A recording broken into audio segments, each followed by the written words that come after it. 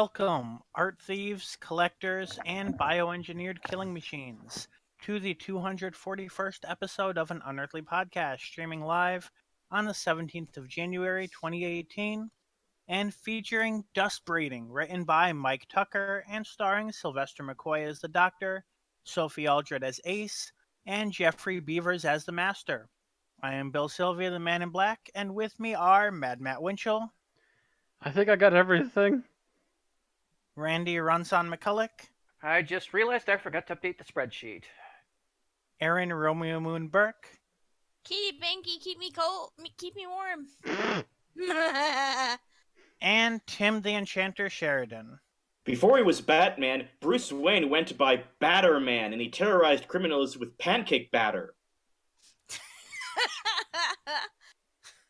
Thomas Fireheart is not going to be with us for a while as he has to take some time off due to some other projects, and we expect to see him hopefully sometime in March if nothing comes up. All right, yeah. I've just flagged it down as a sabbatical. So cold. I'm cold.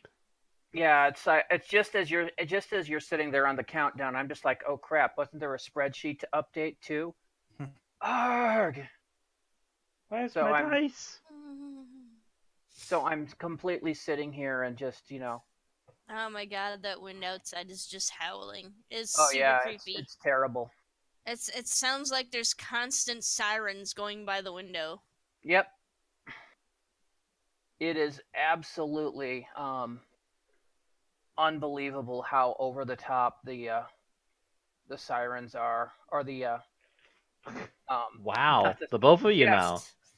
Sorry, I'm still trying to update this sheet. So We're digesting. We're digesting our awesome dinner that Randy made. That was so good. Yeah, now the fun part will see if I can recreate it, because it was I made something new from scratch. It was kind of a hybrid of two other meals with a whole bunch of bits added. So It's basically Mexican Slappy Joes. yeah, it was. Or we could call it Slappy Mexicans. No, that would be bad. That could go so many wrong ways. That would be very bad. That they will not be called that. Like ever. Now, mind you, certain people would think that's the greatest name ever. I'm not one of them. So no, it's basically going to be Mexijos. Maybe that'll work. Which makes it sound like a Latino G.I. Joe character. Was there a Latino G.I. Joe character? I'm pretty sure there had to have been. I'm like going through them in my head now and going, I can't remember any. Anyway, tonight we have the birthdays followed by the news, and there's not that much of it, so hopefully it won't take that long. We do have a few things we want to talk about in our Geek Talk section. I had a rant. I forgot it. Was not important. Not having one tonight. No review of Shame. There's no YouTube comments. So after that will be the 5-minute challenge and the episode review, final thoughts, and ratings. All right, so the first birthday is sharing a birthday with myself on the 13th of January was Jack Watson, who played Professor Travers in The Abominable Snowman, Web of Fear, and the unofficial VHS Downtime. Would have been 95 if he had not died in 2001 at 78. You saying that just reminds me, I remember okay, Randy will put himself on the birthdays because he does the birthdays every week. And then I did birthdays, and because I had thought that, I completely forgot to put yours on. Yeah. But happy birthday. Thank you. I turned 42. I'm now the ultimate answer. You're the meaning of You're the meaning of You're life, the the universe, answer. and everything. Yeah. Hopefully that bodes well for the rest of your year. I Cross hope fingers. so. Anyway, moving on to the 14th of January, we have Gemma Redgrave, who plays Kate Stewart, in the Matt Smith, Peter Capaldi era, and also in the new Big Finish unit stories, turned 53. Besides being in Unit, she has been appearing regularly as Bernie Wolf in the BBC medical drama Holby City, something that usually rates up pretty high alongside Doctor Who when we see ratings. And this particular birthday would have been more fitting last week, but Adjoa Ando, who played Francine Jones in series 3 and 4, turned 55. In addition to roles here and there, she has had a regular role for the past couple years, voicing Colonel Casey in the series Thunderbirds Are Go, which is a remake of the classic Thunderbirds puppet series. And then finally, on the 15th of January, we have Richard Franklin, who played Mike Yates back in the Third Doctor era, and reprised the role in the Five Doctors. He turned 82. He is still acting semi-regularly and played an engineer in Rogue One, a Star Wars story. Oh, he did. Okay. Yeah, he's still doing it. Didn't notice. But he's also doing Big Finish stuff here and there. Mm-hmm. Yeah, occasionally. Which I think he's doing more often than screen acting at this point, since he's well, not that young when you're anymore. when you're 82, you're usually looking at the point where you're trying to stand down from whatever it is you've been doing. Unless your name is Christopher Lee. In which case, you're looking for more stuff to do, including a new rock album. Or didn't he rock himself right into the grave? Well, he made I think 2 or 3 albums in pretty quick succession there. Mm-hmm. It makes it wonder if playing heavy metal was in his bucket list. Don't know if it was, but he apparently enjoyed it. Anyway, those are our birthdays. Unfortunately, we have had a death in the Doctor Who family. Aaron? Mm-hmm. Yes, unfortunately, we've lost writer of several of Fourth Doctor adventures, David Fisher, who passed away at the age of 88. He originally wrote a couple of stories for The Key to Time, The Stones of Blood, as well as, let me see here, The Androids of Terra. So we've reviewed both. Oh wait, no, have we reviewed Stones of Blood? We did, right? Yes. We did the whole Key to the Time. entire. We did the whole Key to Time, yeah. Mm-hmm. All right. On top of those, he also wrote "Creature from the Pit." Which I don't think we've done yet, have we? No, we have not. Mm-hmm. And he was working on a story for this series called "A Gamble with Time." Well, that's the one that became City of Death. Yeah. Ah, okay. But for personal reasons, had to relinquish the story and hand it on to script editor Douglas Adams to finish what became the widely acclaimed City of Death. Yes. Okay. He also did The Leisure Hive. Yeah. Which we also haven't reviewed.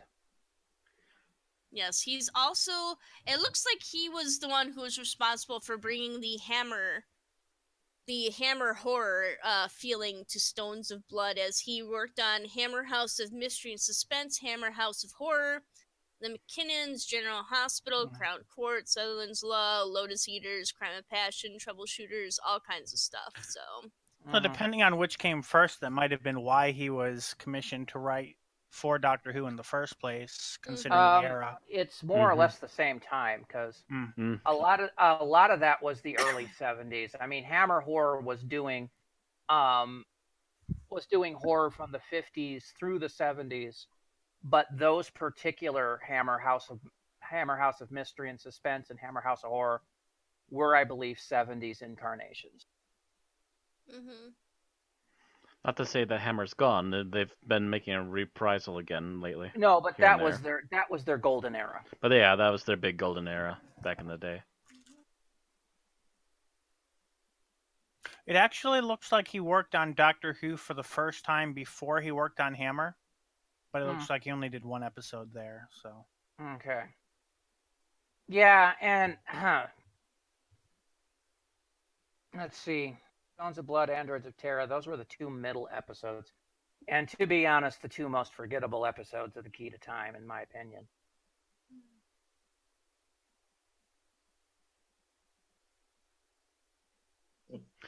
Anywho. But, I mean, Creature from the Pit and Leisure Hive. Leisure Hive is interesting, I'll give it that. Yeah, it's definitely an interesting one.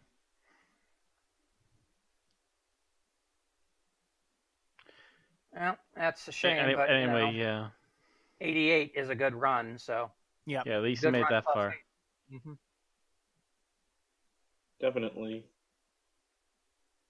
So that does it for our Lost Stories. We do have some episode news. Tim? Yes, news. Is that me? Yep. Got you? Okay. Is there anyone else on this podcast named Tim? I don't know. Tim? Maybe it's a secret. Tim? Maybe this is a surprise. Bueller. Bueller. Okay. So the deleted bonus scenes from Series 10 that before we could only get on DVD and Blu-ray are now available online, according to this article here from Cultbox, and they even have a video clip of them all from YouTube. This is thanks to BBC America. Good. And the scenes run just over 13 minutes. It's you have some interesting tidbits, mostly character development stuff, or like at least one joke that's probably too highly rated for Doctor Who's time slot. Well, actually, Doctor Who's been airing later lately, so maybe.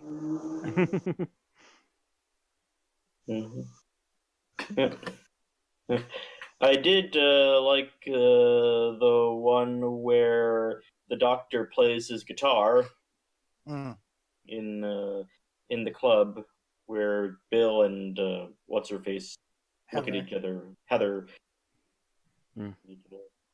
and then Bill asked the Doctor, "What was that song you were playing?" "I forget." No, what was it? Like, it was just last night. No, that's the title. I forget. Ba-da-bum, ching. Yeah, if you didn't get that reference, Capaldi was basically playing a rocked out version of Clara's theme. Ah. Mm-hmm. So, that's why he forgot. God because he couldn't quite remember Clara. God damn it, Clara. Right. Haunts us to this day, damn it. Yes. Also, it was revealed that Jodie Whittaker filmed her regeneration scene almost the day after it was announced that she would be the 13th Doctor. This does not surprise me.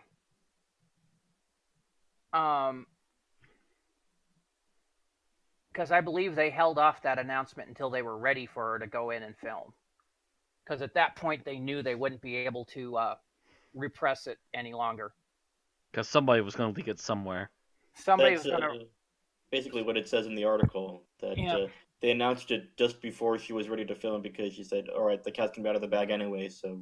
Yeah, that's... I hadn't read the article. I was just guessing, because if I was the showrunner, that's what I would have done. Mm-hmm. It's like, we'll hold it off until we're absolutely sure we can't hold it off anymore. I mean, I guess the other option is to kill or imprison everybody who's involved in the actual filming. Yeah, but I'm not Darth Randy. I'm not going to. I wouldn't be. I wouldn't walk in there. It's like, thank you for your. My brain was actually going Joker. That would work too. Thank you so much for helping me with my special scene. Please enjoy the punch. Yeah. See, what I would do is I would have everyone on set sign to get in. They'd have to sign an notebook. NDA? No, not an NDA. Write down something really incriminating about themselves. So, Blackmail yourself. yeah. I don't think that's gonna work very well. All right. So, yes, you can work on the scene cast and crew, and you'll get to see who the new Doctor is. But you're going to be doing all of your work naked, and we're going to film that. And if you say anything, these shots will get out and be put on TMZ. You'll never be hired as a gaffer again. Yes. But And everyone will know what your happy flappy looks like. in any event, speaking of working on Doctor Who, it's been announced the name of someone who's going to be working on next season. In the third block, there is going to be the director named Sally Abrahamian. I hope I pronounced that right. Abrahamian? Abrahamian, you either got it right or it's Abrahamian, one or the other. I can't tell because the one thing about writing is you can't tell where the stressor is. Anyway, I mean, Sally. it could be Abrahamian too. I can't tell. Maybe Abrahamian. I can't honestly say. Well, Sally has directed shows in the past like Teachers, This Life, Extremely Dangerous, The Sins, and The Lakes. And she also has a strong background in theater direction, and she's going to be directing 2 episodes of the third block in Doctor Who Series 11. And She's mentioned in all these shows, but she doesn't have her own wiki page. So I still can't see how her name is pronounced. Bum bum bum. The news was spotted by @Ruther2 on Twitter, who noticed on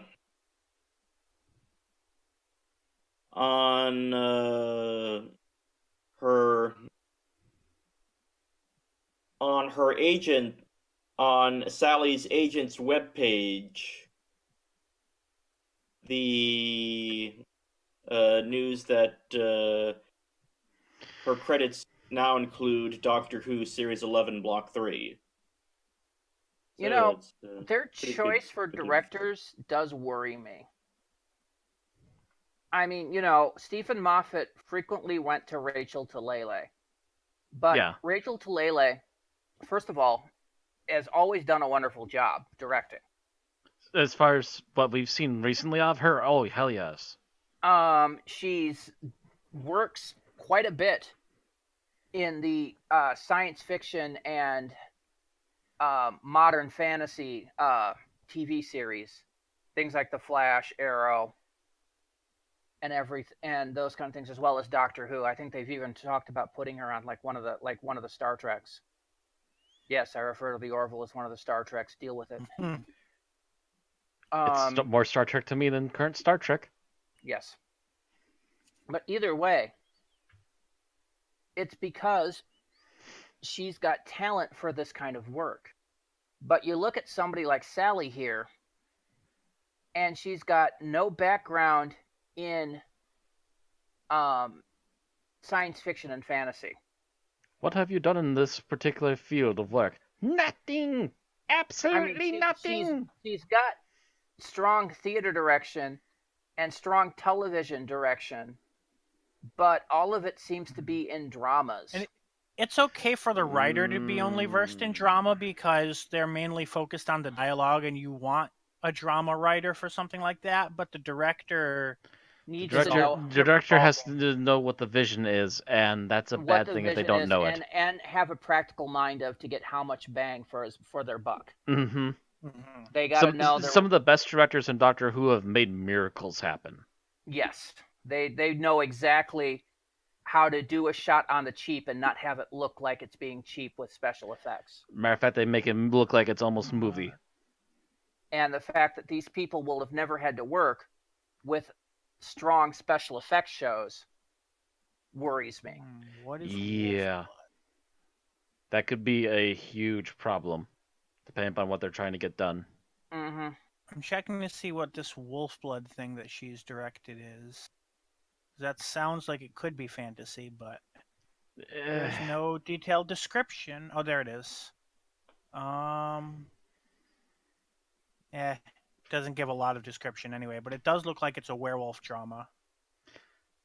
Meh. Probably one of the Twilight cash. Yeah, probably a Twilight cash-in. It came out in 2012. Oh, that's even worse. That doesn't necessarily. I mean, it's 7.9 out of 10 on IMDb, but that doesn't really say anything either.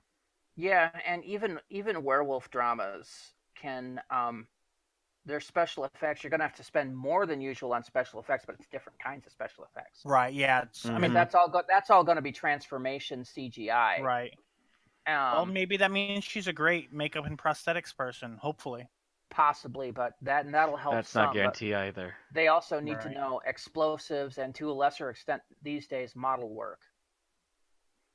Model work, blue screening, green screening. Yeah, it's all kind of needed into one big, ball. Well, green screening would come with some CGI work. Some of it. If you think about werewolves, they're usually going to be doing motion capture suits. Either way, we've talked about this director far too much. I'm just saying. Yeah, it's time to move along. I'm a little worried. Some of these choices have been worrying me. We'll have to see what the end result is, though. And although we don't necessarily know these could be like the modern day episodes of the season. We're moving along. That's what I know. That's what I'm saying. No, you're dealing. That's the wrap up. Moving along. Next article. Period. Next article. There's a new promo photo of Jodie Whittaker in her rainbow T-shirt. Yes. As Doctor Who.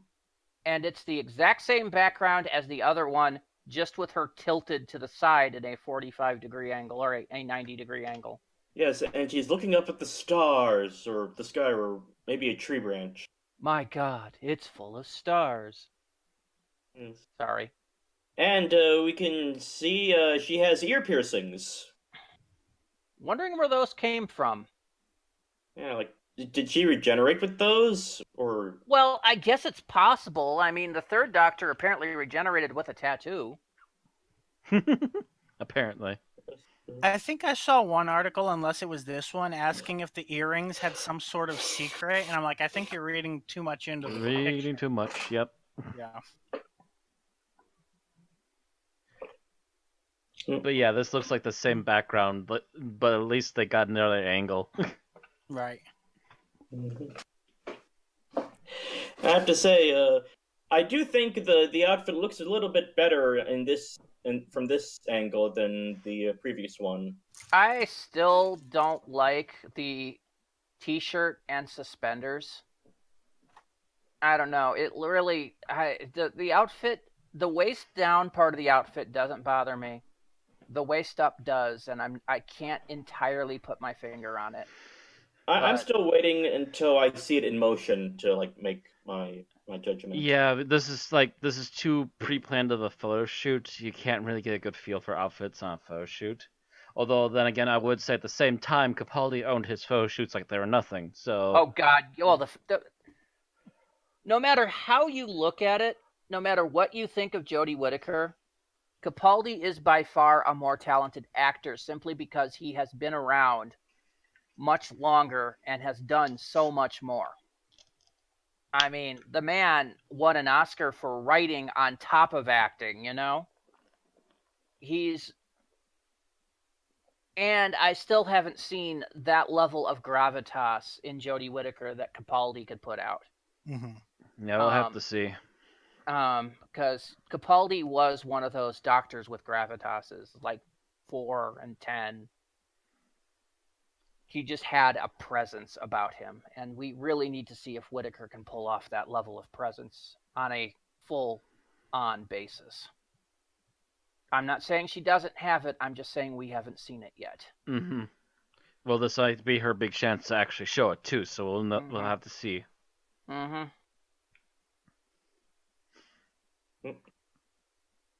All right. Also, speaking of photographs, we have some new production photographs from Series 11 that have been filming in South Africa. Look at that cop car. That's an old school cop car, Mm-hmm. That's like an from old. the 50s or 60s. That's an old school Honda. Yeah, that's car 54. Where are you? That looks like the car from Doctoring the TARDIS. Not quite. Not quite, but it's close. No, It's no, a no, slightly no. older model. The Doctor and the Tar. Yeah, it's a slightly older model because this is a 50s, early 60s model. And I whereas think that one was was a 70 60s to or 80s. 70s, yeah. That was a 70s, early 80s, but it has that same thing. But I'm wondering where they're trying to look like they're Supposed to be filming in at, it. yeah. Right. Because I'm wondering if they're filming in South Africa to make it look like America. It might be. Which is a little head tilting. Yeah, if you want to film in America, just frickin' film in America. I'm Oh, trying to Wisconsin, remember we're if the cheap. term refreshment was used outside of the States or not. I can't remember if that's one of those terms that people look funny at you if you say it in outside of the States.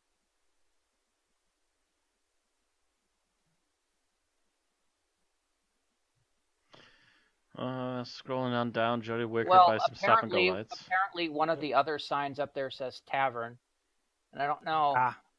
Oh, okay. There's some more vehicles down the street, and there are a lot of old-looking ones. Mm-hmm. Oh yeah, that's a 57 Chevy. Mm-hmm. So we are definitely looking at late 50s, early 60s. So apparently they think that this street looks like the 1950s somewhere. Yeah. Does kind of look like 1950s kind of Midwest.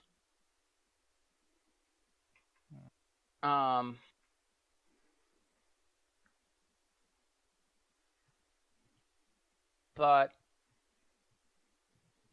as a Midwesterner, I know there's many towns in the Midwest that still look like 1950s Midwest.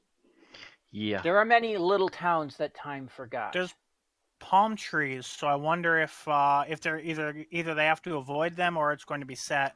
If it is in the States, it would have to be toward the south. I'm sure they're trying to shoot around them. They tried to unsuccessfully to shoot around them. Actually, matter of fact, they're on the other side of the street. Most of them, Bill. So they'll be behind the camera. These aren't being taken with the official cameras. So. No, and yeah, I know that's what I'm saying. Either it's either or because we don't know how much of the location they're using or aren't. Yeah, the scenes where I can see the trees the most clearly is where they're shooting from the other angle, where they wouldn't be possibly. Of course, there might be a reason that they're shooting in South Africa. Now that I think about it, there might be other stuff they're shooting there too. Yeah. No, Southern Hemisphere. They're in summer, so they're trying. True. If they're looking for a particular look, but it's frost covered right now in America, they can only shoot it there. Yep. They're not looking for winter; they're looking for summer. Aren't we all? Anyway, so now that I've unraveled that mystery, we can move on. Yep, so that moves us on to casting Jody Whittaker and the costume design. Let's see. So she mentioned Bill is dying slowly. Am I? Don't die, Bill. Don't die. You couldn't get that through that last sentence without dying like 2 times. Oh. Okay. Hopefully I'm clear. You're starting to clear up at the moment.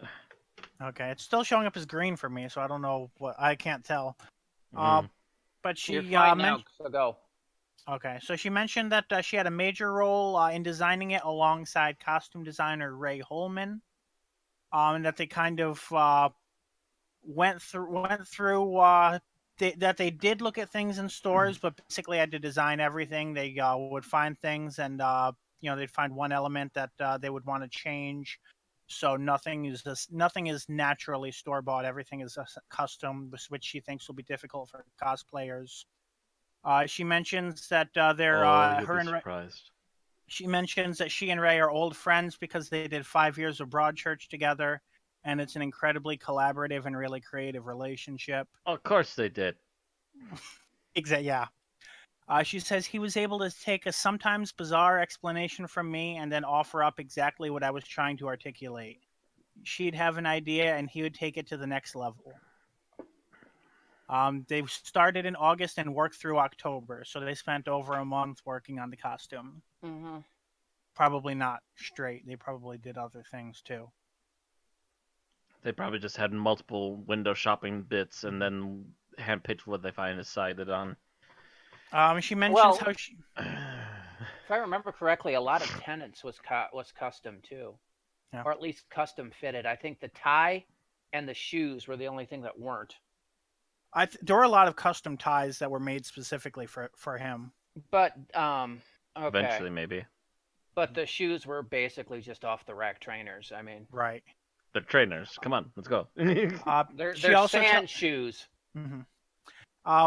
One example of the process she mentions how the color of the trousers was picked because Jodie was distracted by the color of the wallpaper.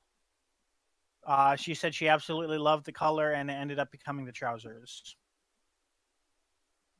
The wallpaper? Yep. As in, like in whatever room they were having a conversation in. Just reminds me of that scene from A Knight's Tale.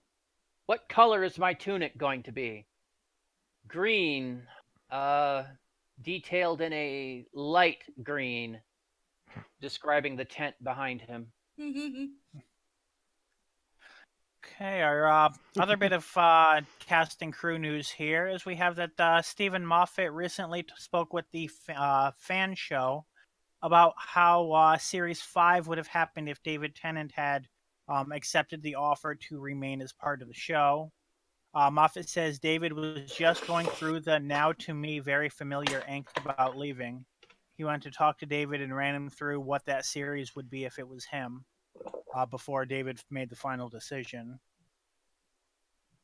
He says the Doctor would have he would have still met he would have still crashed and met Amelia Pond.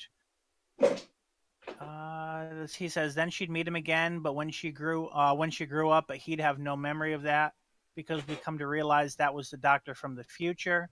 We'd make our way through the series to the point where the Doctor gets back to that. So kind of, I think, what happened with Series 6 a little bit, basically.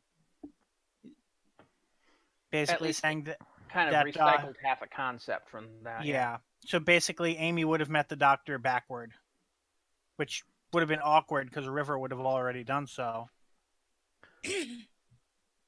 By the way, can I make a suggestion for future reference? Let's not use the Digital Spy website. I had no choice in this matter. There was no other place that posted Well, this. they're blocking me from looking at the article because I'm blocking their stupid ads. Oh. Yeah. Lovely. It's one of those. Mm-hmm. So be it. What you do is you take a screen cap of their website and then put it up in the photo.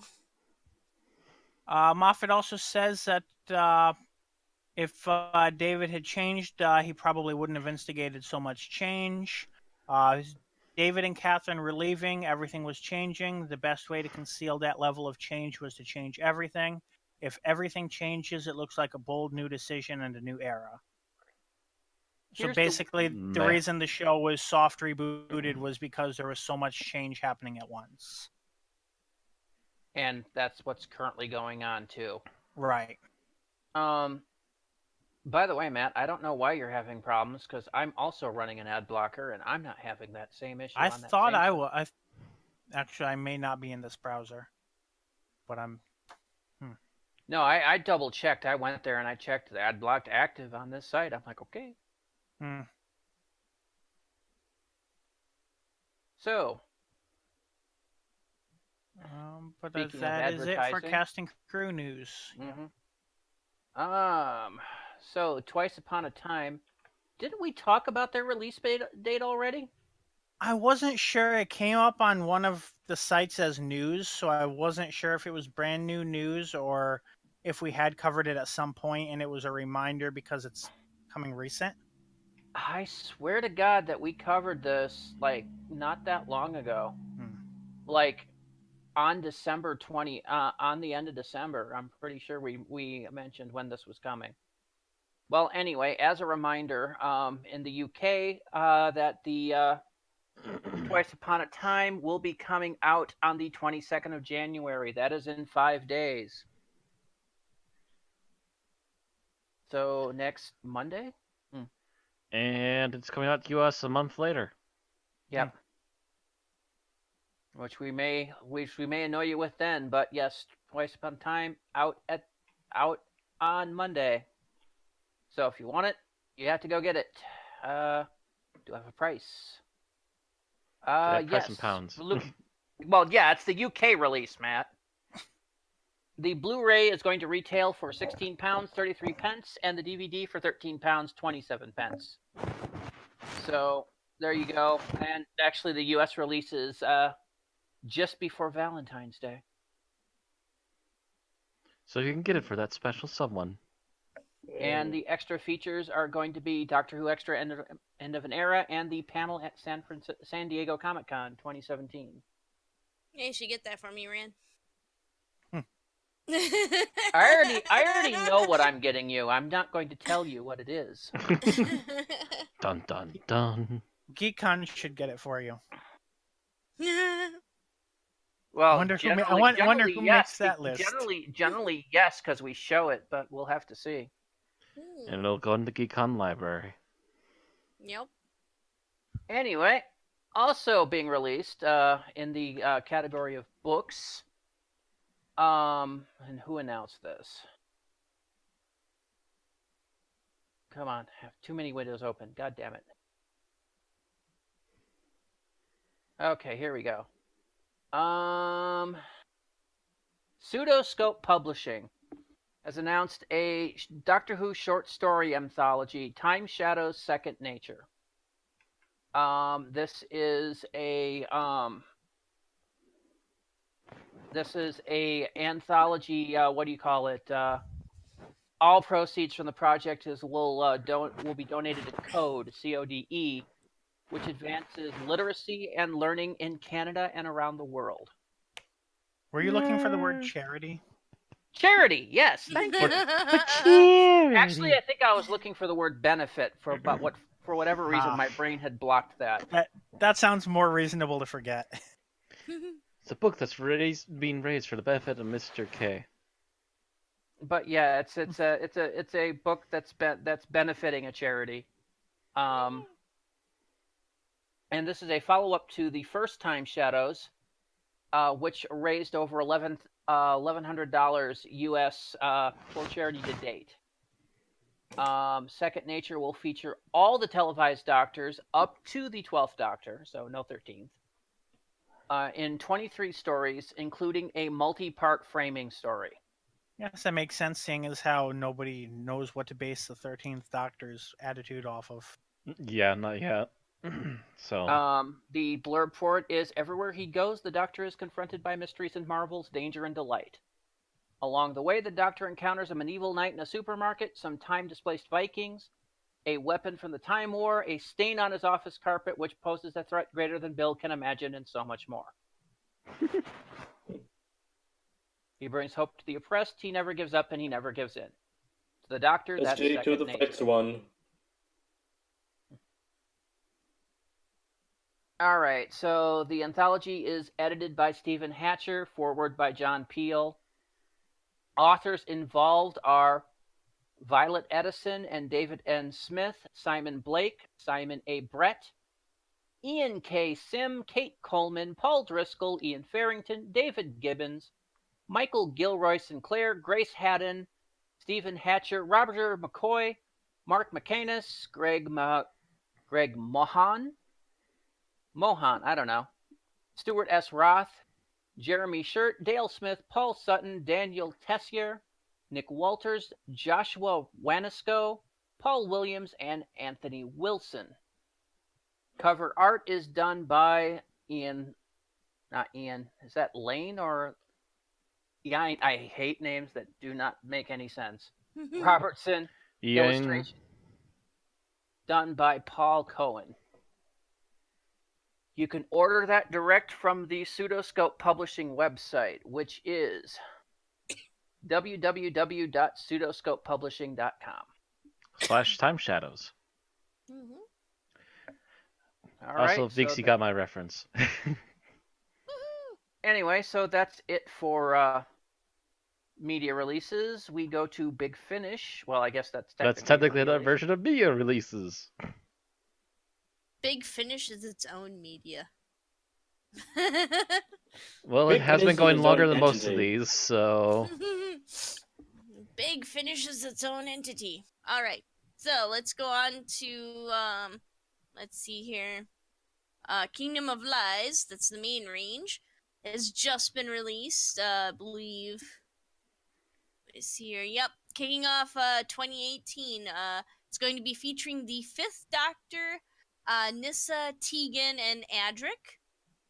And of course, I read this before the synopsis. Do you want me to reread it again, or maybe I'll synopsize it? Okay. So basically, you've got a duke and a duchess are kind of constantly going at it and fighting, and the kingdom. Oh my. Yeah, the people surrounding this conflict and whatnot are pretty much tired of it, and the duke and duchess are tired of like all these little, jabs and jibes they've been giving each other, and one of them, I believe it's the duchess, it gets fed up with it, decides she wants to claim the entire kingdom for herself, and calls upon a famous assassin to take out the duke for her.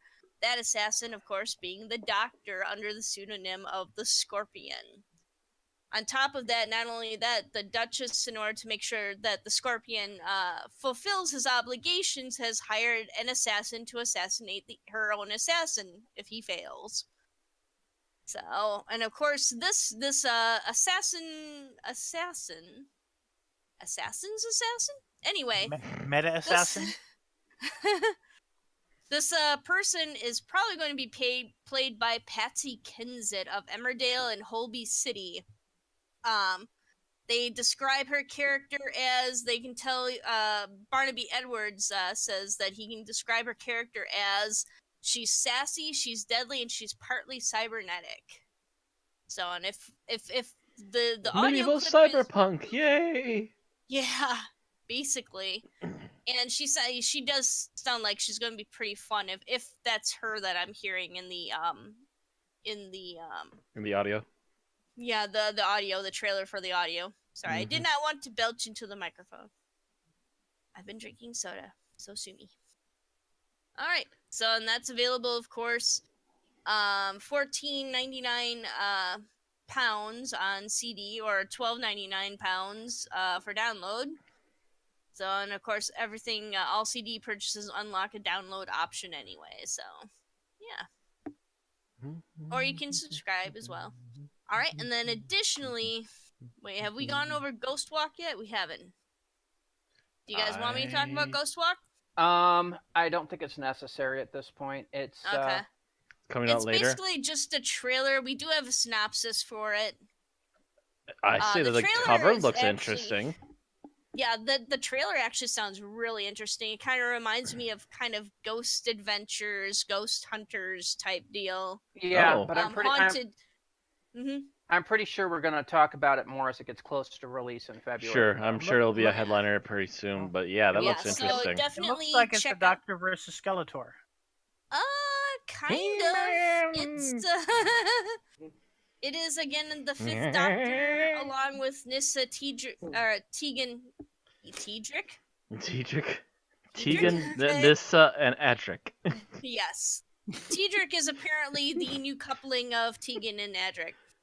Oh my. Picture it. The shipping. Oh dear. Alright, and then moving on to Tales from Doctor Who's New Earth. This one also sounds kind of interesting. I didn't get a trailer for this one, but let's look at some of these synopsis. Oh god, I gotta sneeze. No. Not you guys sneeze. It's just sitting there in your nose. Just let it go. Let it go. Look into the light. No.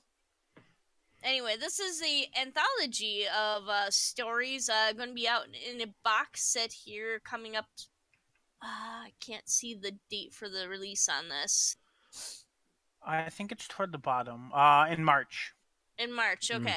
So coming out in March, this new box set, and it's going to be exploring one of the more interesting settings here.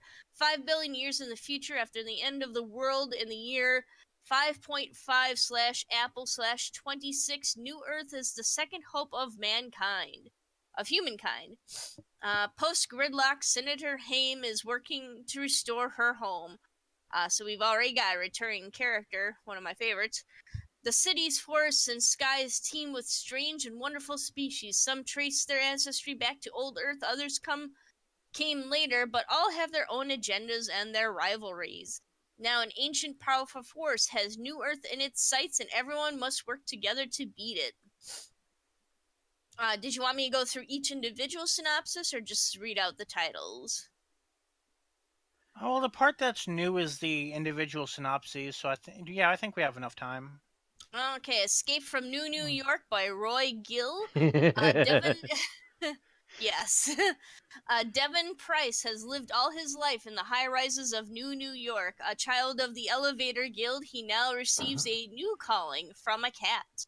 Senator Haim is trying to rebuild society to make it stronger for future generations, but there are those who would stand in her way.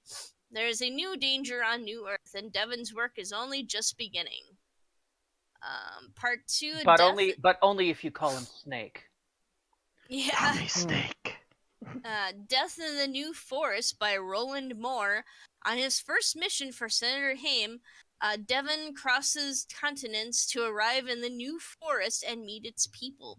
Trees are dying of unnatural causes. Sapling Vale, a cutting of the noble Jabe of the Forest of Cheam, another not really reoccurring character, but a reference to one. Yes. Will help Devon investigate the threat to her people. So too will an alien, an old friend of New Earth, a time traveler known as the Doctor.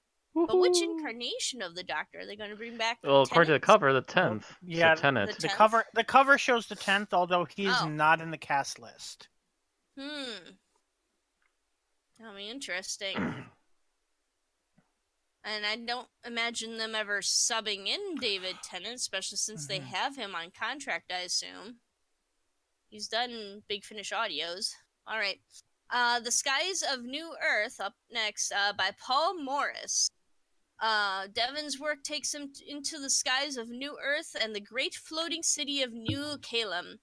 Here, a new energy project is exploited by alien powers and a terrible catastrophe looms. Helped once again by the Doctor, Devon calls on the bird people of Nest City as well as the great solar bears on their ice clouds to stop disaster. But can the people of the skies put aside their rivalries long enough to make a difference? This sounds like something on Flash Gordon at this point. I was going to say, is the head of the bird people played by Brian Blessed? Because that would just make it like 110% better. Yes, it would. Yeah. First wave. It is Dive. It is the first New Earth story that we hear where we don't hear of any returning characters. So it's kind of its first one First where only they've gotta solo story, stand up. yeah. Yeah, they aside from the Doctor, who is probably going to be one of the backbones propping it up, but they're going to be on their own with their own writing and stuff after this. So Here's the thing: if you've got the Doctor in 2 episodes, they need to have a voice actor for him. Unless this is one of those things where it's just like They reference that he's somewhere around, but they never bump into him. Because That'd they be say really he's being weird, helped though. by. Yeah, but if it's one of those things that's being mostly read with the occasional voice added in, which I hate those, because if you're going to do something like this, you need to do a full cast, yeah. There's a large cast, but nobody's credited as the Doctor, which is very interesting. Unless so I don't they're know. really So trying David to Tennant's keep probably under- doing it, but he's being hush-hush about it, maybe. could be. Yeah, and I certainly hope that they don't use audio clips from his previous adventures to fill in. That Or- would be or- annoying. or- That'd be sad. I don't think they would do that. Yeah. Or it's Nick Briggs as the Doctor. Yeah. In which case, one of us needs to kick Nick Briggs in the dick. Yep. All right, so He needs the to stop last that. adventure. Let's go over to the last adventure here, which sounds pretty cool because it's got cats in it. The Oh. Cats of New Cairo by Matt Fitton. Senator Haim is summoned to New Cairo by the spiritual leader of catkind, the most exalted High Persian. a personage of great power and wisdom, to report on her investigations. Here, the camel-like dromedans still worship catkind in the shadows of vast octahedrons and temples of light. But Haim and Devon have uncovered a conspiracy that threatens the future of everyone on the planet. The battle for control of New Earth is about to begin. So that actually kind of segues into what I was about to say about the cast list. Any guesses as to who plays the most exalted High Persian? Garfield? Nope, but it's somebody who plays a longtime enemy of the Doctor, who has been said to have recorded another story, but they haven't revealed what story that is. James Dreyfus, who plays the first incarnation of the Master. So that's not confirmation that it's him, but we all know that the universe is one big dressing up box. Yeah. So it could be. And he always dresses for the occasion. Yeah. Yeah, we'll see.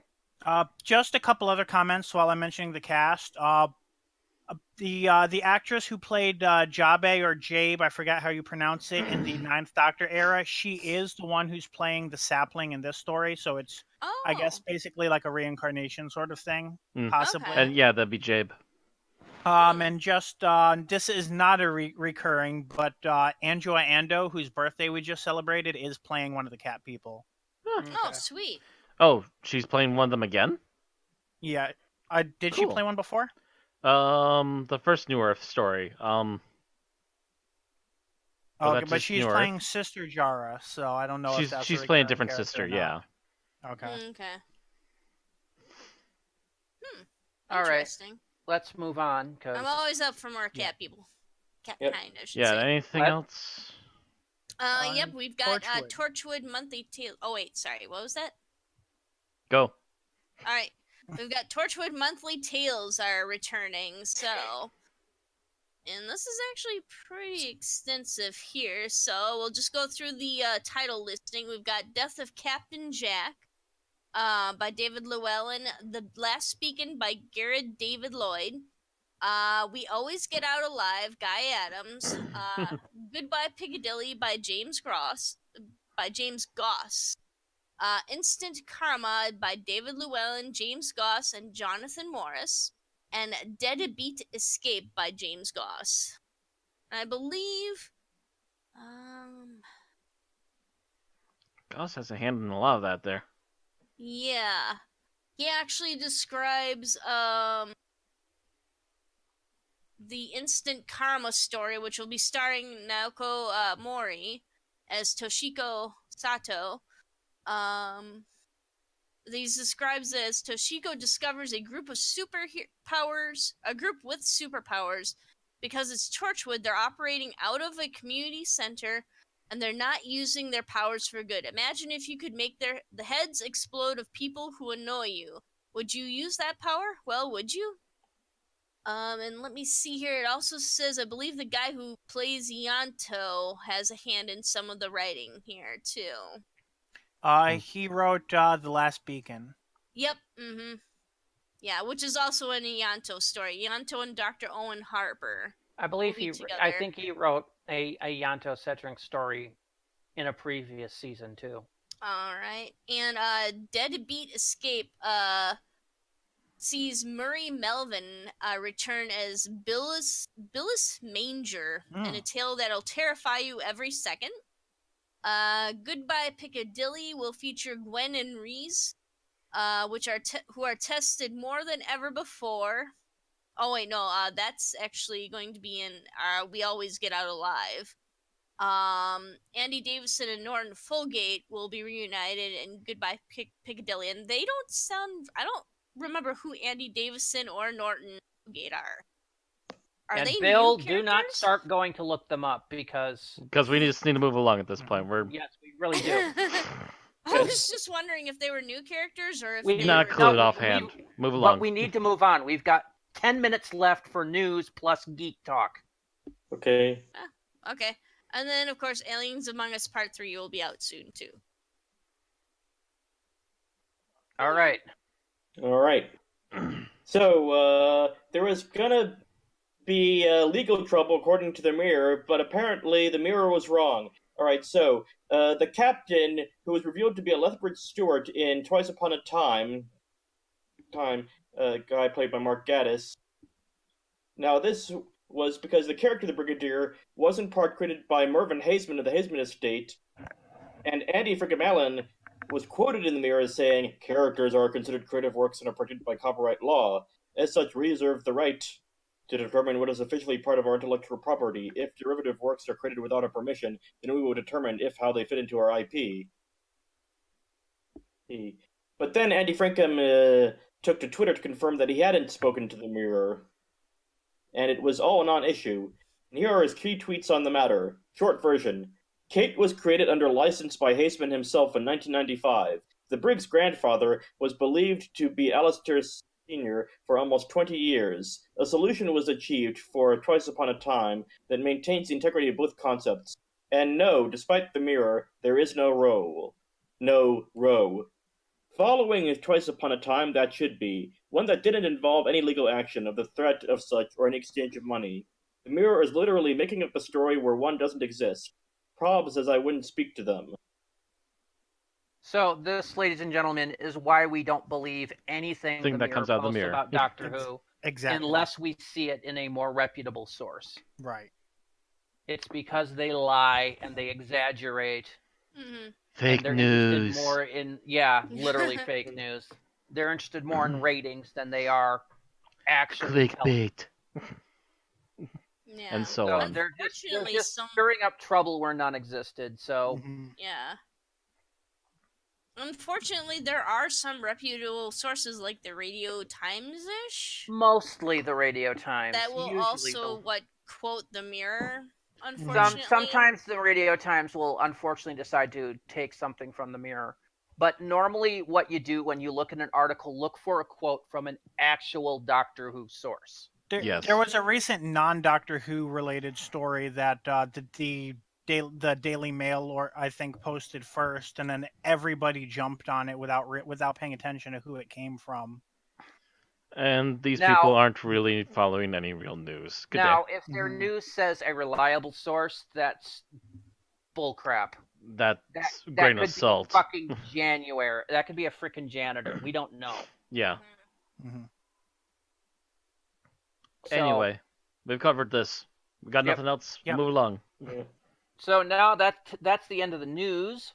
Let's move on to our Geek Talk section. As it is the beginning of January, that means a lot of stuff is premiering. Mm-hmm. And Bill has watched some of it. I actually have not for once. So the big premiere was Black Lightning. I missed that. Damn. It was all right. It's I think the big thing about this one that sets it apart is that it's not an origin story. There are flashbacks to his past, but it's not about how he gets his powers. It's about other things, which, is probably a good thing after all the origin stories we've been getting over the past few years. The origin may be covered later on in the show. I actually would have liked an origin story because I actually don't know Black Lightning's origin story. Yeah. I'm assuming it'll be covered in flashbacks later in the show, but I don't know at this point. Otherwise, it was all right. It wasn't it didn't blow me out of the water, but it definitely intrigued me enough to keep watching. They kind of hint toward what the plots are going to be. It's basically a hero coming out of retirement story and why he does that. Yeah, and now I believe at this point it is not in the CW Arrowverse. That's right. They specifically are keeping it disconnected because they don't want to be basically hamstrung by sticking to the continuity of what's already established. But they can always, a season or two down the line, they might just decide to connect them if the story goes in the right way. If it's as good as this first episode or gets better, do you think by the time they do the big season crossover next season, it's going to include Black Lightning? It's very possible. I have heard that the character has some or either the character or his villains have some connection to Superman. So it's possible they may start doing small crossovers with Supergirl or something like that. That'd actually be cool because that would give somebody to talk to, for Supergirl to talk to that's not crossing a dimensional barrier. It's also relevant. A random person within the episode does mention heroes from other cities, but not doesn't mention any names. So it definitely leaves the door open to be crossed over with anything. Okay, cool. Because I know that CW has been waffling back. Both CW and Warner Brothers have been waffling back and forth on whether to make it part of the CW Arrowverse continuity or not. First, they were like absolutely not, and they've been kind of going, well, maybe now for the last couple of months. So we'll see.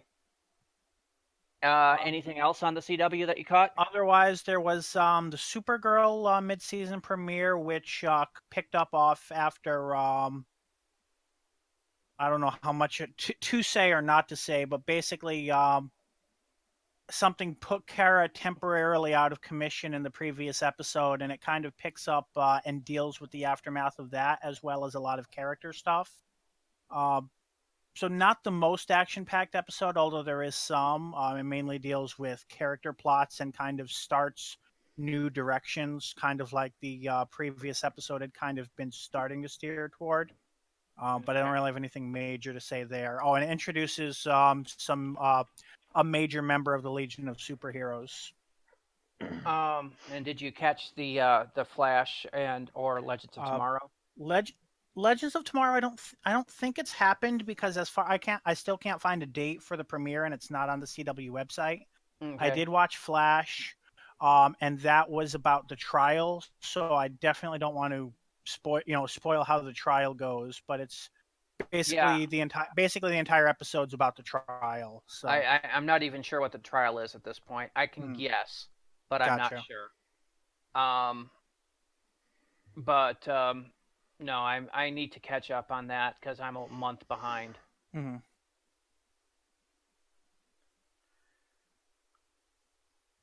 That's about it for CW. This week I also catched the season finales for The Gifted and Runaways. The Gifted finale definitely introduces some real game changers, which means that assuming there's a season 2, it's going to be very different from season 1, both in terms of cast and conflicts. But I think it was a pretty effective season finale. It definitely makes me want to see what happens next and see season 2. Runaways finale, not as much of a game changer. It kind of wraps things up. I actually didn't realize it was a finale at first. I just thought it was, another episode that was going to lead into another, because it makes a minor change in the conflict without really hugely resolving or changing anything. So if anything, it's more like an extended serial than anything else. But that one also, I think, if there's another season coming, I would probably watch that as well. It's definitely the latter half of the season, I think, had a much better pace than the first half of the season. Okay. So if you had to put one series above the other, which would you put first, The Gifted or Runaways? In terms of which I'd be more eager to watch more of, or which just would in you terms be of more overall eager quality? to recommend to somebody? To recommend, would probably say Gifted because the quality is more consistent, whereas the Runaways, a lot of people were dropped off by the first few episodes, and it's more of a struggle to get through the beginning of the season. Okay. Yeah, I'm actually more fond of The Gifted than Runaways myself. It was really, Fox has kind of hit that one pretty far on that.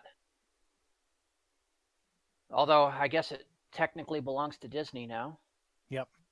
So Disney, if you want to keep that one going. Yeah, please do, Disney. Keep that one going. Is that it? Yep. That's it for Geek Talk. No, it's not it for Geek Talk. That is not it for Geek Talk. That's it for The Gifted and Runaway. There is something else that premiered last week that 3 of us watched. For the last 2 years on the Geek and Sundry channel, many of us have watched the adventures of many voice actors acting out their characters on a stream show called Critical Role. I believe it was October or November that their campaign of 4 years ended. I believe it was early November. Yeah, I knew it was somewhere right around the October-November border. Anyway, after taking the rest of 2017 off, they started last Thursday with the new campaign of Critical Role. So thus far, we've seen one stream of it, and it's pretty good. I like it. You really get to see a lot of these people, really, I mean, because you get used to them being the one character that you've seen them in for 2 years, and now you get to see them being someone else entirely. Or for those of us who are brand new to it, get to start off to begin with. It's a good place to pick it up and go, because you don't need any knowledge of the previous campaign. And I've already got at least 2 characters that I really enjoy. Yep. Although I have my worries about one of them not being played by Sam, who's basically trying to play a female character, and it is literally killing his voice. After he basically cracks his voice after about 2 hours 15 minutes in and goes, "Yes, people, I'll be doing this for the next 2 years." So we'll see how well that goes. Yeah, he we'll might see. give up on part of that accent, or have to give up the character, one or the other.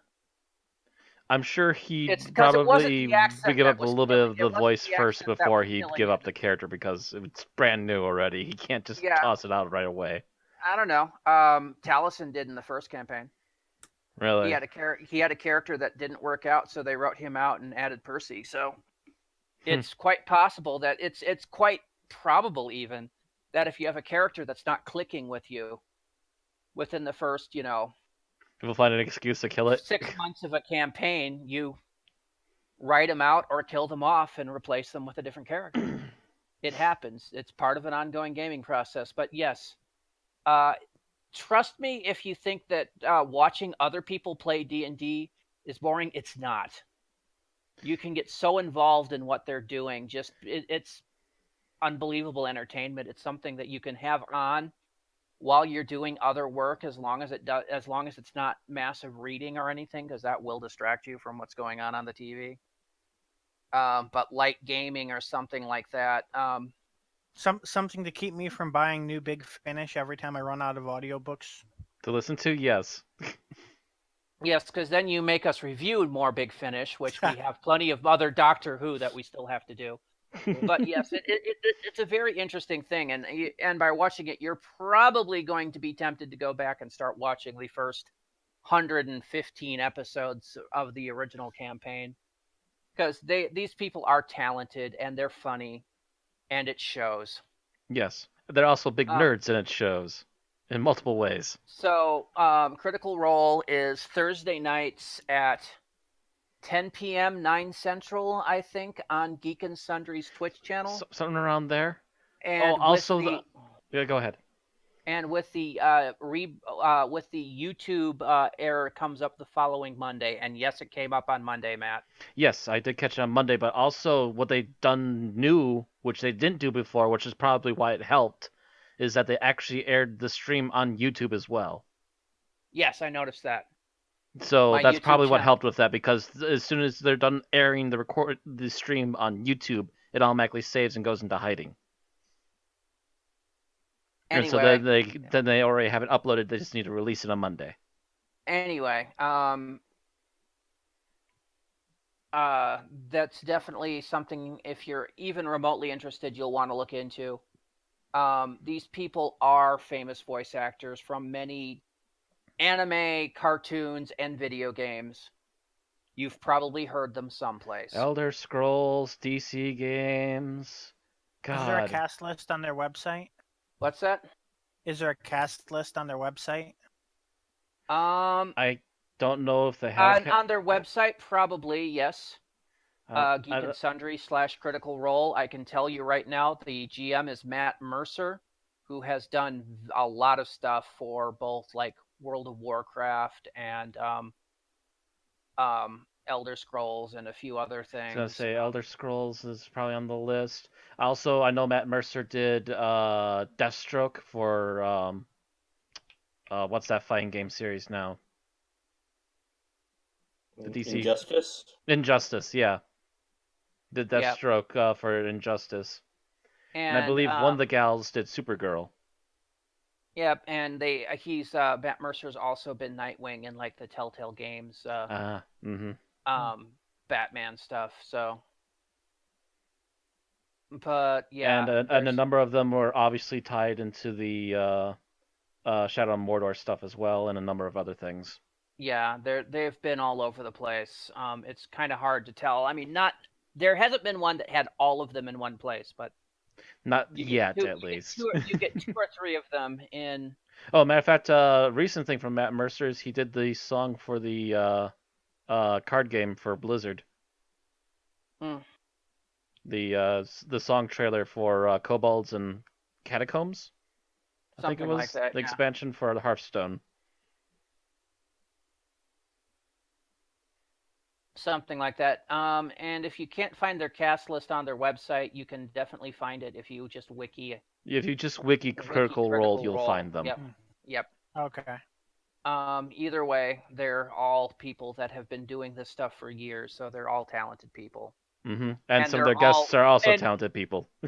And they're all complete and utter geeks, by the way. They are complete geeks. Just by some of the stuff they say and do, they are well aware of their geekiness and they love it. Mm-hmm. So actually, right. before we move on really quick, I have one last geek thing. Mm-hmm. I got to see The Last Jedi. Finally, yes. Finally, yes, You're I the got to see The last Last of Jedi. us. I'm the last of the Jedi to see The Last Jedi. Overall, I think it was a pretty solid movie. I had some issues with some of the new characters. They don't seem to be quite as fleshed out, but that was an issue with some of the new ones in the first movies. So maybe third act will finish everything. We'll see. Also, I would also add, if it wasn't for the fact that one character did something very blatantly stupid, that a good half of the movie could have been cut out. I think I know what you're talking about. You probably do if you've seen the movie. Actually, there's several points that half the movie would have been cut off if one well, in character or particular, another. one section of the movie, if one person would have done something right, a lot of the movie wouldn't have happened.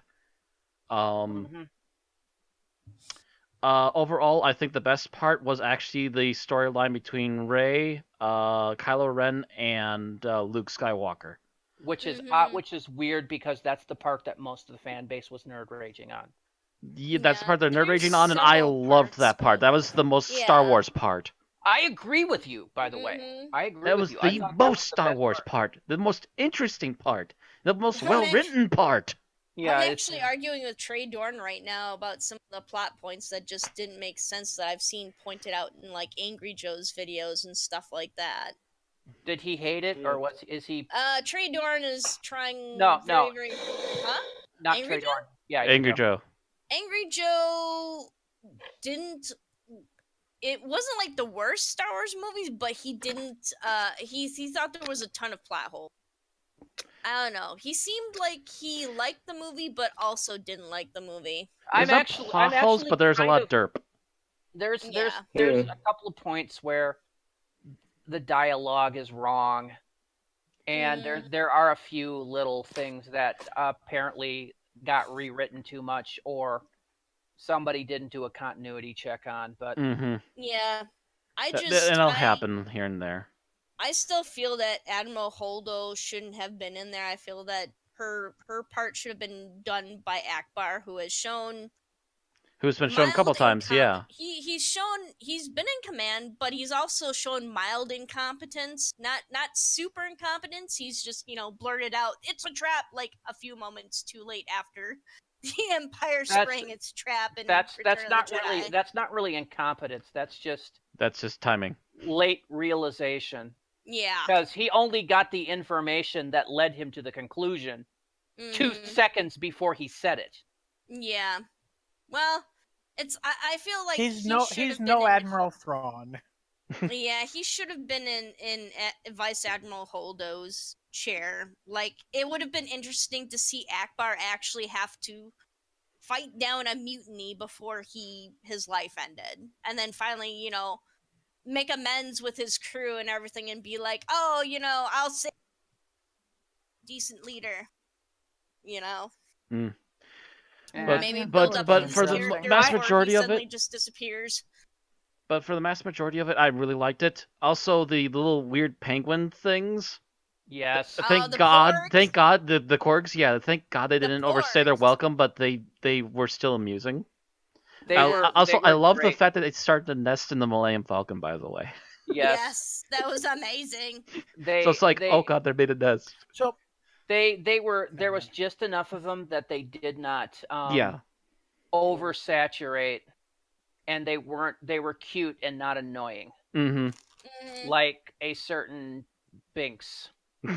Oh, also, I Well, loved that the second in command, after a certain thing happened at the halfway point or so of the movie, that the second Mhm. command under Kylo is they I believe that, yeah, they showed him in the last movie too, and I love the fact that he's even more wimpy and put down by Kylo as they keep oh, going you're talking along. about General Hux, yeah, I'm not sure the what his name Nazi was. dude, Yeah, The that's the it. pasty blonde guy, Yeah. yeah. Mhm. He gets pastier as the episode goes along. Yeah, he's And really just. he just turns into a little bitch for Okay. Kylo. Well, So wouldn't as you- a final thing, where would you place this among compared to other Star Wars movies? Toward the top, This middle, is or easily above bottom? the prequel trilogy. oh, Yeah. that's easily That said. that's easily Mhm. stated. I I personally would put this above The Force Awakens, but that's because it's less derivative. I yeah, agree. yeah, I would just put it just above Force Awakens. I'm not sure it's quite as good as the original trilogy, but it's definitely approaching there. It's I at least its own story. I Yes. put it Like between Rogue Force One. Awakens and the original trilogy myself. So Yeah, I definitely think agree we're with you all there. agreeing that it's basically It's the not next step up. including Rogue One, which Not including Rogue One. Oh God, That's Rogue One true. was amazing. Yes, I know. I'm not sure where to place that, honestly. Sure, I forgot about that because it's not numbered. But Yeah, but of numbered Star Wars, I would place this Yes. fourth after the Mhm. original, after 4, 5, and 6, before 7, and then you've got The 2 and prequels. 3, and then 1. it's better 2 and than the 3 and holiday then 1. special. What's Holiday that? special's I not said numbered. it's better than the holiday special. Oh, anything. Alright, Bill, the prequels are better than the holiday special, and that's saying Alright. something. So I think that moves us on to the 5-minute challenge. Yes, it does. No, it doesn't. Yes, it does. 'Cause we are behind. as We are usual. down to a half hour, That's Aaron. okay, because I have like. And next to no I notes personally on this. blame Bill for having Aaron go through all of the dialogue going, yeah, we've got plenty of time. No, we didn't, Bill. No. Yes, we do. There's always Well- time for Big Finish. At the time, we had 20 minutes left to do. Who's Big Finish doing and the Peacock, but- 5-minute challenge? Yeah. It's down Not to 3 me. minutes now. Not Randy. Not me, because I suddenly have I lost believe everything about this, about what I believe listed. Bill did it recently. Did Tim do it recently too? So it might be down to me. I think so. Yeah.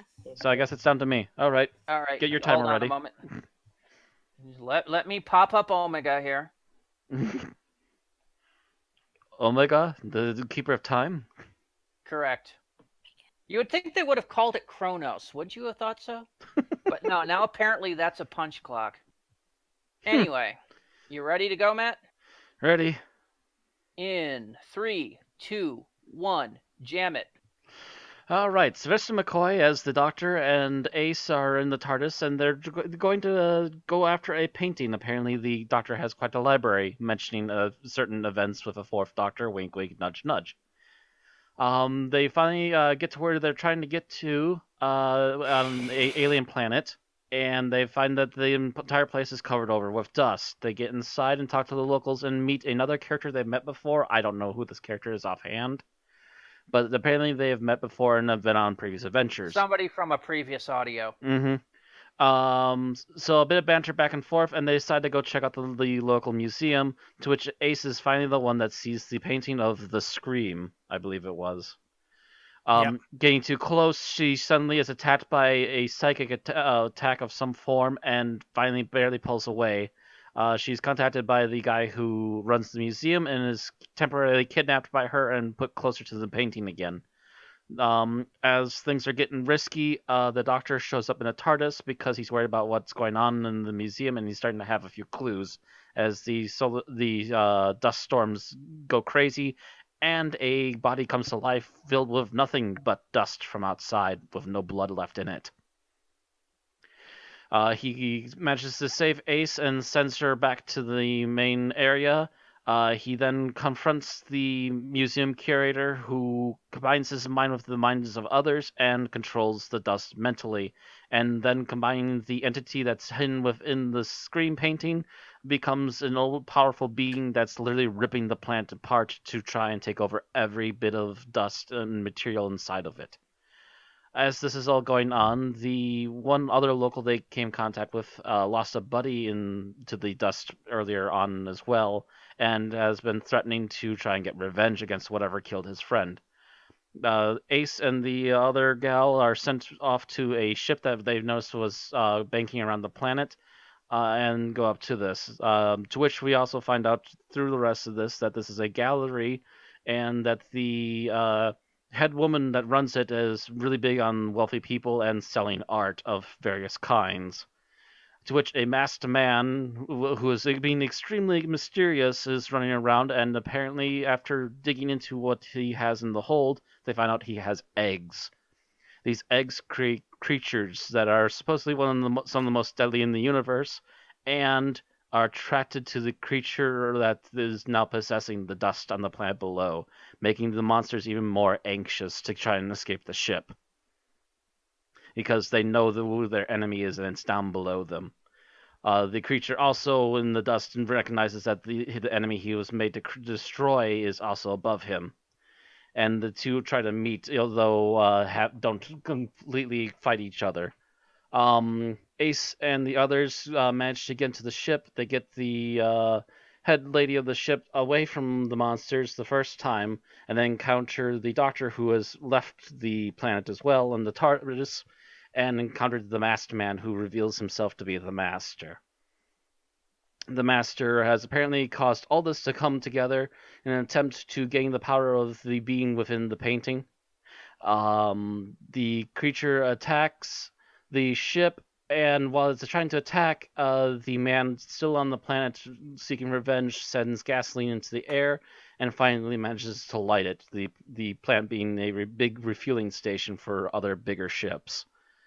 And then pretty much just blows up the monster, blows up the ship, the art ship, and everyone barely manages to escape in a TARDIS. And the Doctor takes Ace and the others that survived along with to try and find them a new place to set them down. And that's pretty much the end. Okay, Matt, you did that in 4 minutes, 7 seconds. We actually match on this one.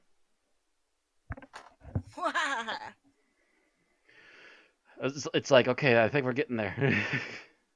Yeah, I would have said that earlier, but I usually turn off my mic when you're doing that, so I forgot to fumble and turn it back on. Anyway, so let's move on to what we liked about the episode. Aaron, you are first. Oh shit, I don't have. Oh wait, that's right. I hardly took any notes of this. All right, so Kind of bullshit it. The well, rest that's okay. of us do. This will be pretty easy. All right. So I actually enjoyed the fact that they made a lot of art, a lot of references to art. Being an art major, it was kind of cool to hear them talk about Duchamp, who's of course Duchamp 331 in the story, but also Duchamp, the artist, Marcel Duchamp, who is also a Dadaist. Part of the Dada movement in New York and whatnot. Then you have Madame Salvadori, who is Salvador Dali, and TARDIS Data Cord lists a bunch of other people whom I don't remember from my art history courses. I went fishing. I went fishing somewhere. I went fishing once with Salvador Dali. He used a dotted line. He caught every other fish. No, that's so dumb. Maybe some of these names will come up when I'm doing my art history in Spain class over the summer. Possibly. I think Some the of joke them, works at better least. by the way of a Tom Baker voice.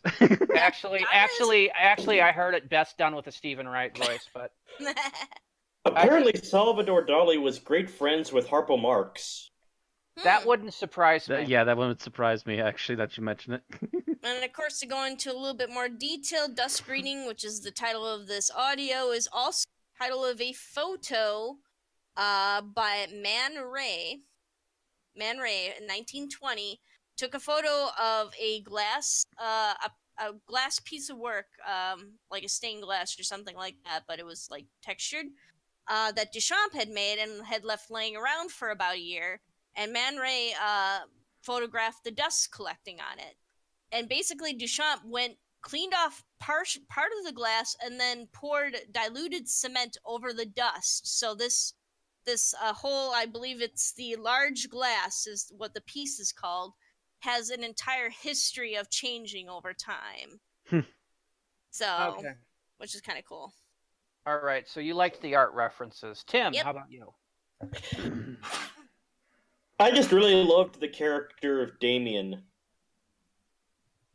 You know, he is one of those great characters who you fear, but you also feel sympathy for his, his mental state. Oh, the lead henchman. Yeah, or like the lead painter guy. Yeah, he was the artist. Oh, the lead artist, right? Sorry. Yeah, he was tasked with coming up with the big The project. big project for the show. Yes. Mm-hmm. Mm-hmm. Mm-hmm. At times, he reminded me of this is a classic old movie. Peter Ustinov's portrayal of Nero in Quo Vadis. Which is also the villain as the tortured artist, like the I don't think I've insane. ever seen that.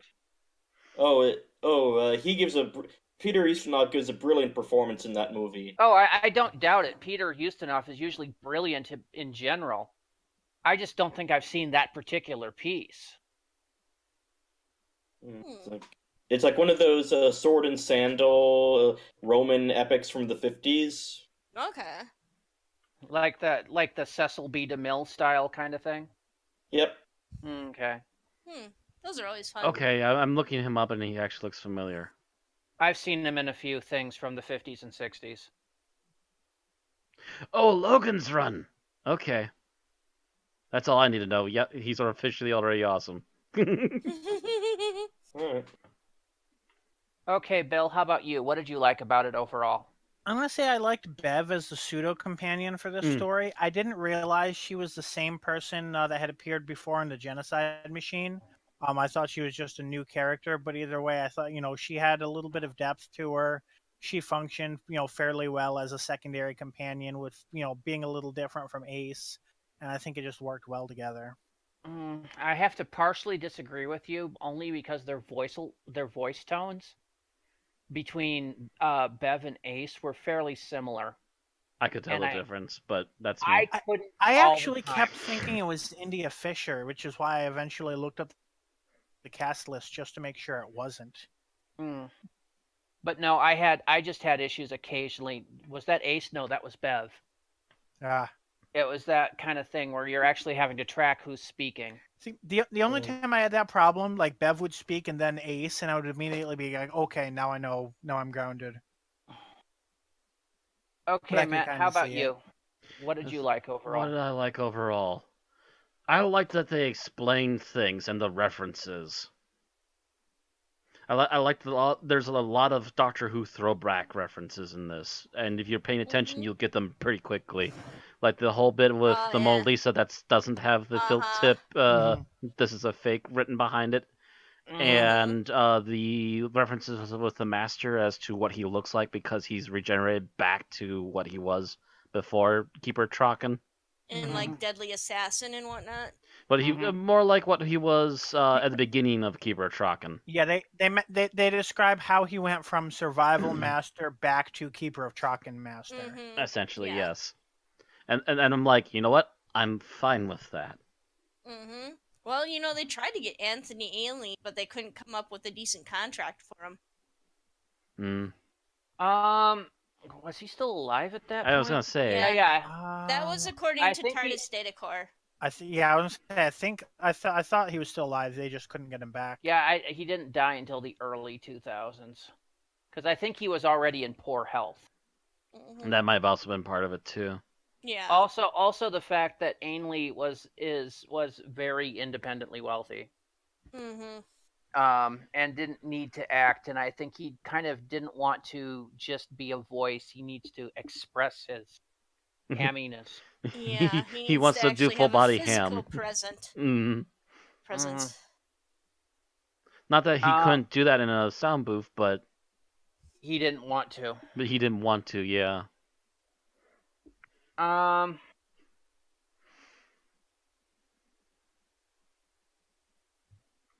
And what did I like about the episode overall?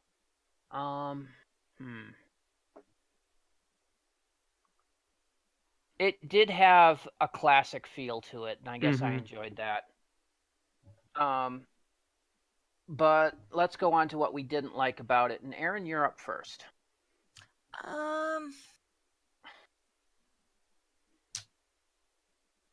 Trying to think if there was anything that I absolutely hated about it, or everyone was blah about it. I'm gonna say maybe the living planet. I don't think that quite worked out with me. The living planet of dust. I don't know. I went ego with it. I was fine with it. Yeah, I don't know. There was just something. Maybe it's just the whole fact that there's too much going on with like the master and the krill and the planet coming to life, and then outside of the planet you got the data And core the controlling Daleks. and the mention of the Daleks apparently, because apparently they actually do factor into it in the end. Yeah. It's just a little too much going on villain wise, and Like, it gets kind of jumbled. Why did it explode? Because of the Daleks. Wait, that wasn't a fixed story? No, it caused it the to blow gasoline, up. but the Dalek Kingdom helped spark it. Yes. Yeah. Deus Ex Daleka. Well, it really did sound like the sound really did sound like Nick Briggs' Dalek voice screaming. Yeah, it did. Yes.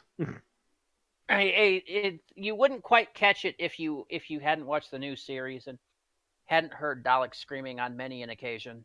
Mm-hmm. Hell, I've heard them shouting in German, so. Yes, but you wouldn't have when this came out in 2001. No, not yet. Not for another 4 or 5 years. Okay, Tim, how about you? What didn't you like about the episode? The thing I didn't like was basically mentioned beforehand, and that was I did find it hard time distinguishing some of the voices from each other, like Ace and Bev, and even Damien and that other old guy.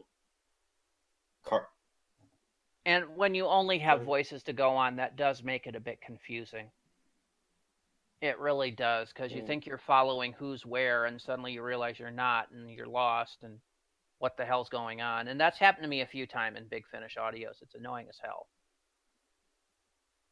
But Bill? It didn't detract too much, I think.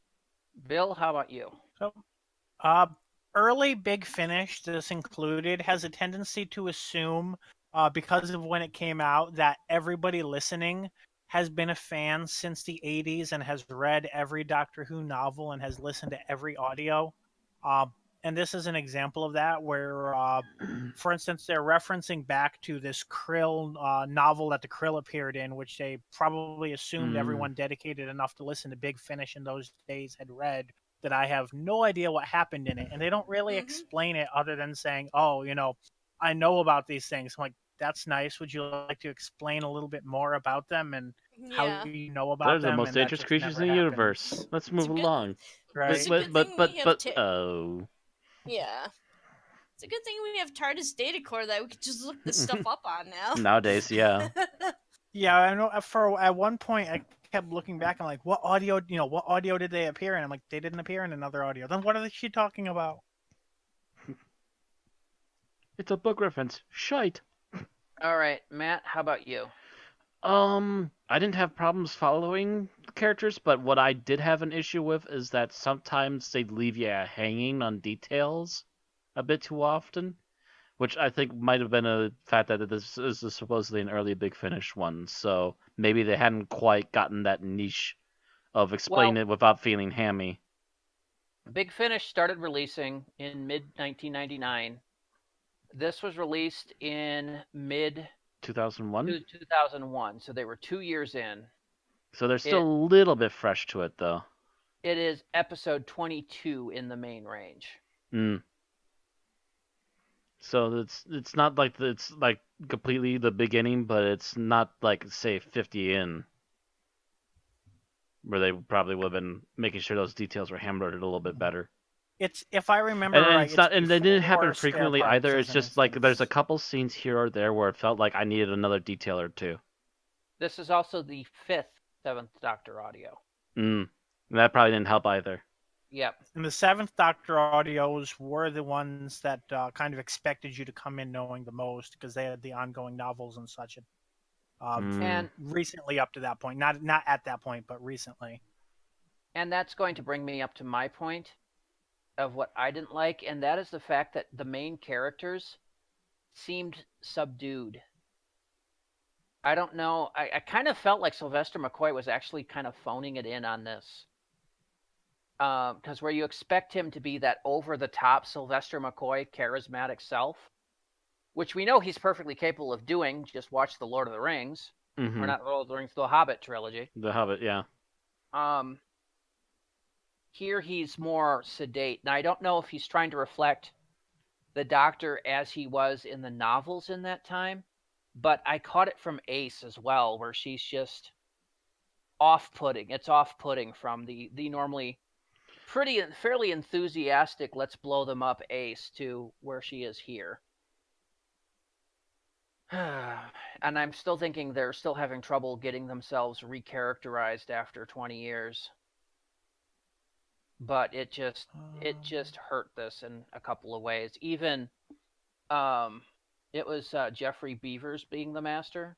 Yeah. Even this was his first appearance since in audio as the Master. Yeah.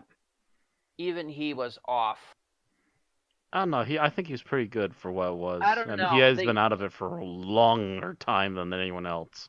Yeah, it's just the lack of intensity was my issue. Mm-hmm. It wasn't that. It's this. They felt. I don't know. It felt like they were casting this on like day 6 of a 5-day party. Where everybody seemed to be. And did everyone else get that sound snap? Yep. Yeah, sorry, that was me.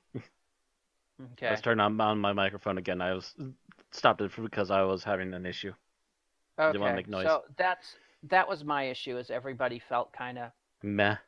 run down. They felt malaise. They felt detached. Yeah.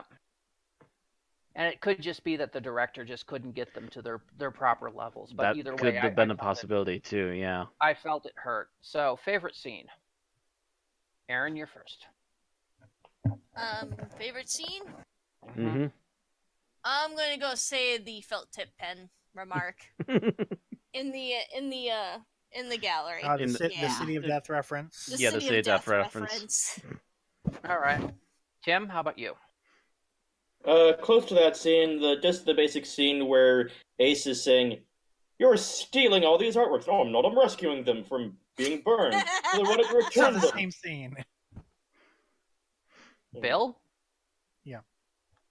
What? Your choice? Favorite scene? Huh? Favorite scene? Skip forward in time. But this scene where Sylvester McCoy is possessed. Okay. The entity Matt? speaking through him, yeah. Yeah. Favorite scene? I think I liked the Master reveal quite a bit, actually. I felt that was where he really started to get the Master for at least a little bit, and then he kind of faded. All right. I think mine is Ace faking to like the little art show museum thing. And she starts going on talking about like one of her teachers. and obviously just trying to bore the hell out of the guy so he'll just leave, and succeeding. Okay, least favorite scene. Aaron. Ooh. Least favorite scene? Um. Jeez. I think I'm gonna pass because nothing really stood out for me. It was more, I forgot scenes that I didn't really, care about more than anything, so I'm gonna Okay. pass. All right, Tim. I didn't. I'm gonna pass two. I don't think any scene was particularly bad. Bill. Wow. I'm going to go with the ending. Damn it, Just Bill. because it's a little confusing and it's a little kind of out of the Doctor's character where he's trying to just like cram this thing into a box even though he knows that it's not going to work, and then they have to resolve it up by Dalekinium Ex Machina. Okay. Matt, how about you? I'm gonna actually go with the krill hatching because I have no idea what's going on because I have no idea what the hell the krill are. Exactly. Well, I think they're the aliens from the Orville. Haven't seen the Actually, Orville. I've only seen like maybe one episode, when and I even was that on at half of TARDIS, it. when I was on TARDIS Data Core, an image popped up below the article on the Krill Orville. I'm wondering Oh, if that's where nice. they got the concept. Maybe they borrowed it, at least the name. Okay, so my least favorite scene was Ace choosing to leave somebody behind to die. Yeah, that's a little Mm. bit on Ace. Yeah, that hit me as being particularly on Ace. I think that's one of those where they were trying to go with the novels, because I think the novels kind of like got progressively darker and had shit like that happen to the point where Ace eventually that's why Ace leaves the TARDIS or something like that. Mm. I know some of the other audios kind of did things like that too around this time period. Oh, Until thankfully they course corrected. yeah, they did. But this wasn't one of them because it's just one of those things that just hits me as being so wrong. Mm-hmm. All right, well, just like that, we're back on schedule. Mm. I have to remember we're down to 5, so these bests and worsts takes a little less time. So, Still, we got a few minutes, so let's go. Final thoughts. This was, I would say go ahead and give this story a shot. It wasn't something that really stuck out to me too much, but the voice acting was pretty well done, and yeah, it was enjoyable enough. All right, Tim. I really liked this episode and the way it all tied together at the end. Like everything that was referenced inside the story itself, like was later brought back and justified. Like the reference to like the Daleks at the center of the planet, and the old guy who like vowed revenge and he got revenge. You know, every like it was like Chekhov's gun after Chekhov's gun, and they all got fired. So I think this was one of the better constructed episodes of Doctor Who I've listened to in Big Finish. Bill. Okay, I'm gonna say this has definitely has some of the hiccups from very early in Big Finish's run. Past that, it's a pretty good story. It's an okay first appearance of the Master in Big Finish. Not like it's not something amazing like to look at its contemporary, something like Spare Parts, but it's pretty passable and not not really bad at all. Is that everything? Yeah. Matt. Other than the few hiccups of them expecting you to know more lore than what was on the TV shows, I can otherwise say that the rest of it does seem to be a fairly solid put together story as long as you know what this side stuff is going on. and there's enough self-containment that even if you are audited out by the odd reference you don't know, there's enough going on to keep you interested with what is presently going on in the audio. And it does tie itself off nicely, at least, if nothing else.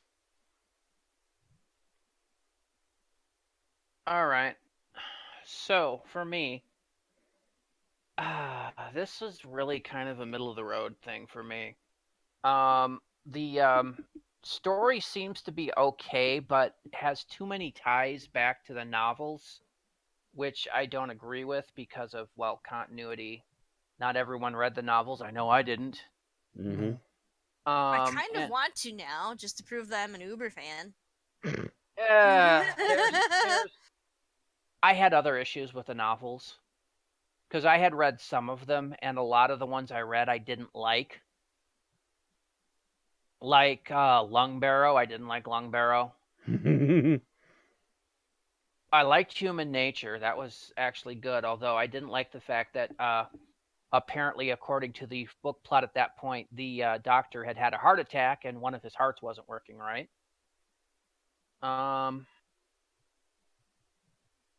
And then I had read one of the Eighth Doctor novels where his companion winds up turning into a TARDIS, and I'm just like, okay, Shark, Nope. you've jumped it. You're gone. What the fuck? You destroyed the TARDIS and then had the companion turn into a TARDIS. No, I'm done. Goodbye. And I think that was the end of me trying to read the Doctor Who novels.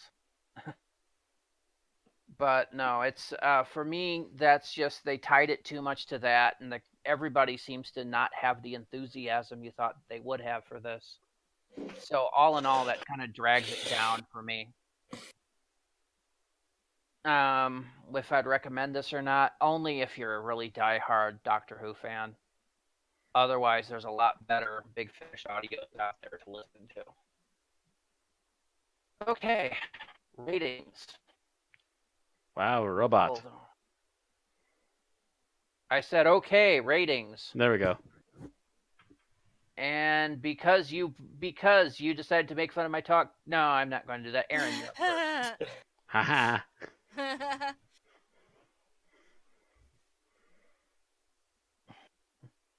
Just because of that, Matt, you can go last. Savor the moment. Aaron. All right. So I'm going to go ahead and give this a 3. 3 flat from Aaron. Tim. Average. I will give this a 4.5. Oh wow. Ever Wow. the eternal optimist. You think Yes. this is just as good as Utopia Sound of Drums Last of the Time Lords, huh? Yes.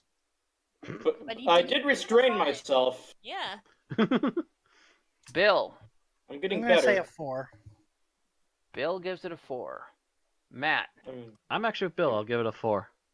It was no time lash. Well, I am going to I am going to be the bitter cuss here, aren't I? Because I'm only going to give it a 2.5. Oh, Ouch. I didn't think it was You that negative bad. Nancy. It would have been middle of the road if everybody didn't sound like they were so unenthusiastic about it. And it might have just them be trying to play these darker, more depressed versions, but it really kind of threw me off. Yeah, I think it was mostly due to the dark story, maybe. And also Yeah. maybe the director. But either way, it did royally throw me off on what it was supposed to be. So with all of you positive looky-loos, Yay. it actually averages out to a 3.6. Above average. All right. Which will put it... A drum roll, please.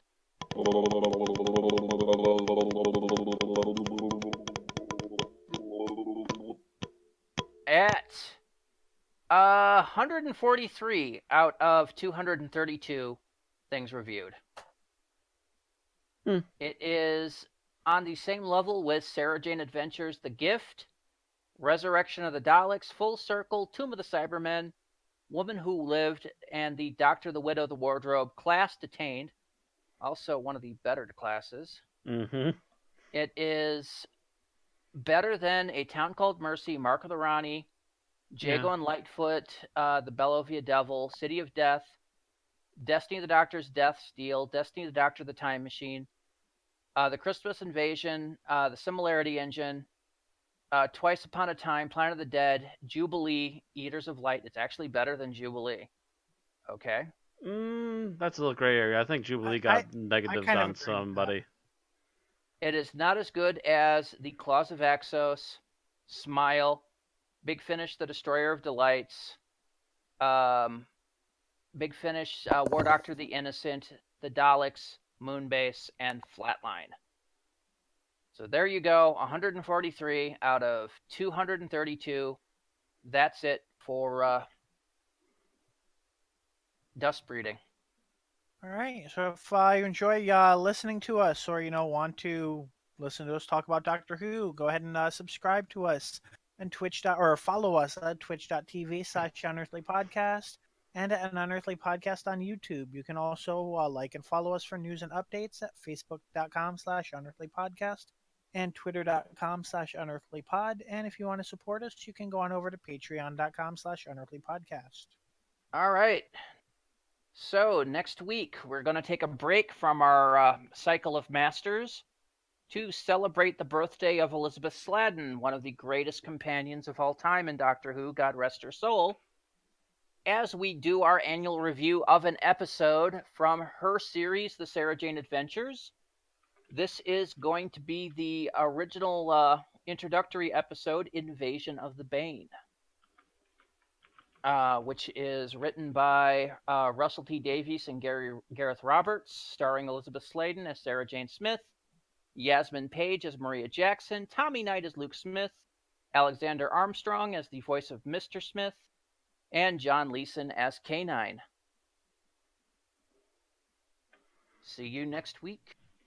Guys, just say squee. Again. All right. See you all next time. Good night. Bye bye.